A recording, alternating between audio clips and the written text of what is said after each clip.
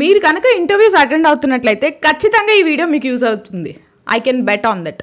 Because నేను ఇప్పటివరకు చాలా ఇంటర్వ్యూస్ అటెండ్ అయ్యాను అండ్ చాలా ఇంటర్వ్యూస్ చేశాను కూడా. ఫర్ ద ఫస్ట్ టైం నా whole interviews experience as a ప్యానల్గా ది వర్స్ట్ ఎక్స్పీరియన్స్ రీసెంట్గా జరిగిన ఇంటర్వ్యూలో అయింది. So last week or almost this మంత్లో మేము ఒక there was a drive going on. So అందులో నేను ఒక పార్ట్ అనమాట. అది ఎస్పెషల్లీ ఎక్స్పీరియన్స్డ్ క్యాండిడేట్స్ కోసం చేసిన డ్రైవ్. అండ్ ఆనెస్ట్లీ ఇంత బ్యాడ్ ఎక్స్పీరియన్స్ నాకైతే ఎప్పుడు కలగలేదు. చాలామంది చాలా ఫ్యాక్టర్స్లో పర్ఫామ్ చేయొచ్చు, పర్ఫామ్ చేయకపోవచ్చు, దానికి చాలా రీజన్స్ ఉంటాయి. బట్ నేను ది వర్స్ట్గా ఫీల్ అయిన 4 ఎక్స్పీరియన్సెస్ అయితే చెప్తాను. సో డెఫినెట్గా మీరు ఏదైనా ఇంటర్వ్యూ అటెండ్ అవుతుంటే ఈ 4 మాత్రం రిపీట్ చేయకండి. నంబర్ 1, అన్ప్రొఫెషనల్గా లేట్ అరైవల్స్. సో ఆబ్వియస్లీ మీరు ఏ టైంకి రావాలి, be it walk in or be it personalised interview or whatever it is, మీకంటూ ఒక టైం చెప్తారనమాట.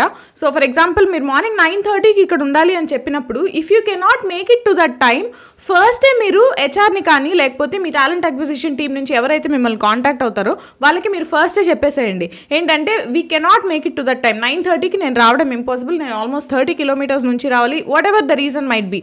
సో మీరైతే వాళ్ళని రిక్వెస్ట్ చేసుకోవచ్చు, which will be mostly accepted. So చాలా మంది హెచ్ఆర్స్ యాక్సెప్ట్ చేస్తారనమాట. యాక్సెప్ట్ చేసి ఓకే మీ టైం రీస్కెడ్యూల్ చేస్తాము అలా అని చెప్పి దే రీస్కెడ్యూల్ ఇట్.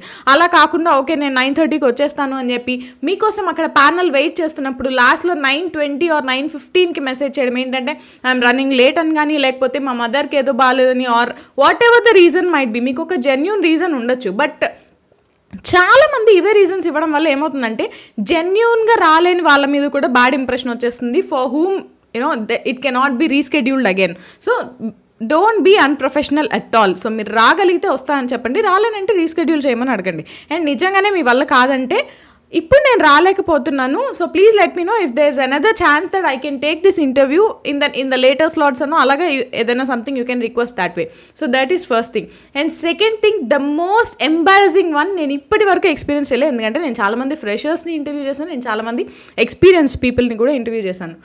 ఈ మధ్యకాలంలో అందరూ చాలా ఫ్యాన్సీగా చెప్తున్న వర్డ్ ఏంటంటే వీళ్ళందరూ జెన్జీ కదా, సో వీళ్ళు కొద్దిగా ఇలానే ఉంటారు, కొద్దిగా హైఫైగా ఉంటారు, ఆర్ లైక్ రాగానే ఏంటంటే మిమ్మల్ని రిసీవ్ చేసుకున్నది ఒక 20 years ఆఫ్ ఎక్స్పీరియన్స్ ఉన్న ఒక హెచ్ఆర్ అనుకుందాం. సో ఆబ్వియస్లీ చూడగానే అర్థమవుతుంది. మీరు ఓవర్ ద కాల్ మాట్లాడినప్పుడు మీతో మాట్లాడిన వాళ్ళు ఎన్ని ఇయర్స్ ఎక్స్పీరియన్స్ అని మీరు ఎక్స్పెక్ట్ చేయలేకపోవచ్చు, బట్ అట్లీస్ట్ పర్సన్ని చూసినప్పుడు వాళ్ళు మిమ్మల్ని హార్ట్ఫుల్గా వెల్కమ్ చేసినప్పుడు, గ్రీట్ చేసినప్పుడు, హే బ్రో, హే డూడ్ అంటే చాలా అది కొంతవరకు యాక్సెప్టెడ్ అనమాట. ఇట్ హ్యాపెండ్, రాగానే హే డూడ్ అన్నారనమాట. సో మళ్ళీ దాన్ని సంహవ్ ట్యాకిల్ చేశారు, he was brought to the next round.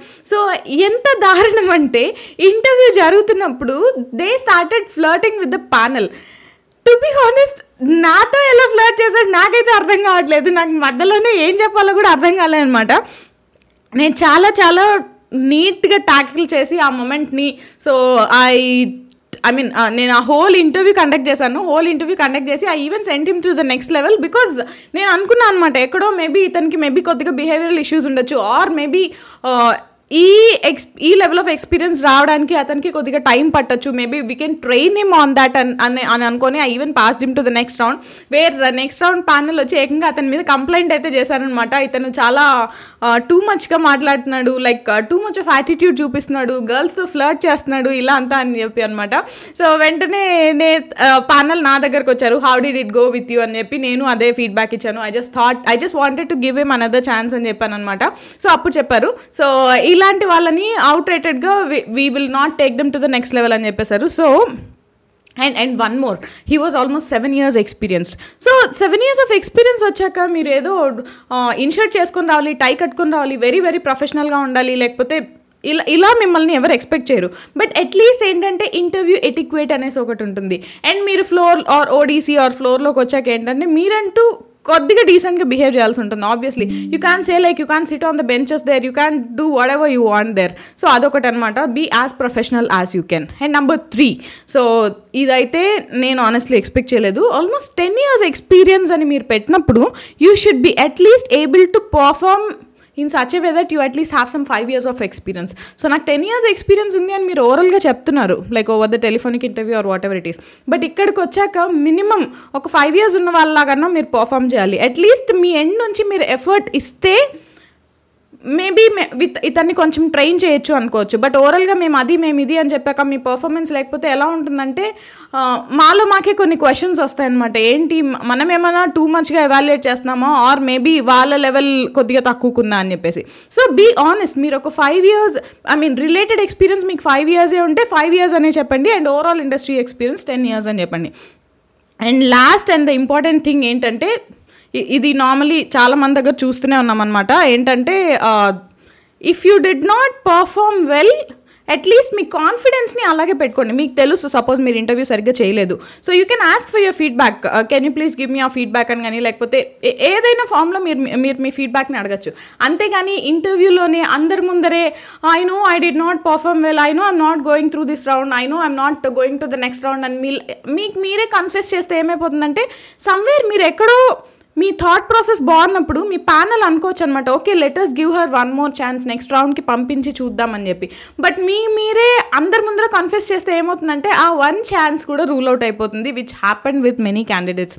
So I thought these points will be really useful to you. నేను ఎక్స్పీరియన్స్ చేశాను అండ్ నాకు చాలా ఆడ్గా అనిపించిన ఎక్స్పీరియన్సెస్ అనమాట.